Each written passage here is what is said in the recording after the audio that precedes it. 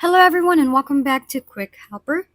In this video, I'll address a common question: how to add friends on Monopoly Go using a user ID.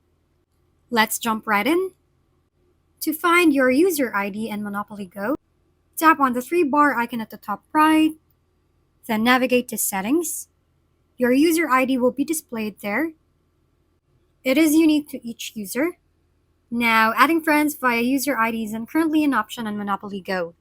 Instead, you can invite friends through the Contact and Invite button, where you can send them a link to join the game via various apps. Additionally, if you've connected your Facebook account, you can invite friends directly through Messenger. Another option is to add friends section, where you can send invites even if you're not direct friends on Facebook. Thank you for watching. We hope this video helped you figure things out. If we've been helpful, kindly give us a thumbs up. And don't forget to hit the subscribe and bell button for more contents.